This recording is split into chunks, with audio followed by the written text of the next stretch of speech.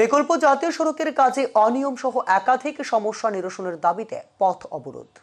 বিকল্প জাতীয় সড়কের কাজে অনিয়ম সহ একাধিক সমস্যা নিরসনের দাবিতে পথ অবরোধে বসল আমজনতা। ঘটনা উত্তর ত্রিপুরা জেলার কদমতলার রানীবাড়ি রোডের কদমতলা থানার নাকের ডগায়। উল্লেখ্য, ধর্মনগর থেকে বরগুল কদমতলা হয়ে আসাম সীমান্ত ঝেরছেরি পর্যন্ত 11 কিলোমিটার বিকল্প জাতীয় সড়কের কাজ পুনরায় শুরু হয়েছে।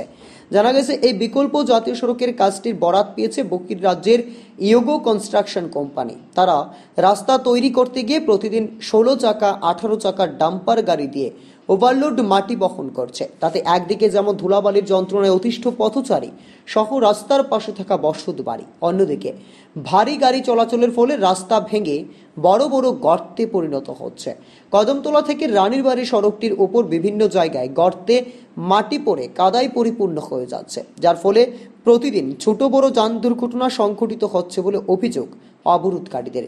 মূলত এরই প্রতিবাদ জানিয়ে এদিন সকাল থেকে রাস্তা অবরোধে সামিল হন স্থানীয় জনতা, দোকান ব্যবসায়ী ও গাড়ি চালকরা। তারা কদমতলা রানীবাড়ি রোডের কদমতলা থানার সামনে রাস্তায় বাঁশ ফেলে অবরোধে বসেন, যার ফলে সড়কের উভয় পাশে শতাধিক ছোট বড় গাড়ি আটকা পড়ে চরম দুর্ভোগ দেখা দেয়। খবর পেয়ে ছুটে আসে কদমতলা থানার পুলিশ, কিন্তু পুলিশের আশ্বাসে পথ অবরোধ প্রত্যাহার হয়নি।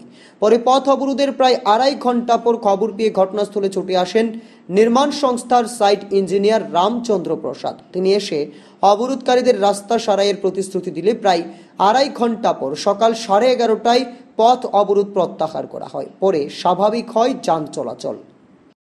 রাস্তা অবরোধ করার একমাত্র লক্ষণ হয়েছে আমরা এই রাস্তা এখন আর মানুষ চলাচল, টুকটুক গাড়ি বাইক কিচ্ছু চলাচলের উপযোগী নাই। বড় বড় গর্ত হয়েছে, আর এই গর্তগুলো এমন অবস্থায় হয়েছে প্রত্যেক দিন অ্যাক্সিডেন্ট হওয়ার এবং নিয়মিত মানুষ টুটাপাটা হওয়ার এই অবস্থায় চলছে।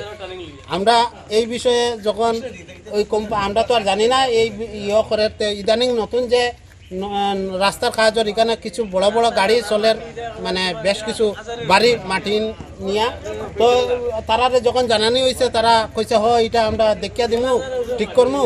তারপরে গতকালকে তারা এটা ঠিক করার লাগি খেয়ে বা খারা তারা আইসে দুইজন আইসলো, আইয়া সারিয়ে তো তারা মাটি ফালাইতে চাইছিল। তখন আমরা বাধা দিছি যে মাটি দিও না, পাথর বা কংক্রিট বা ইট বা যে কোনো কিছু মাটি তো আরো গাড়া হয়েছে। তো কিছু মাটি পড়ছিল, এখন দেখা গেছে সকালবেলা আরো বেশি গাড়া হয়েছে।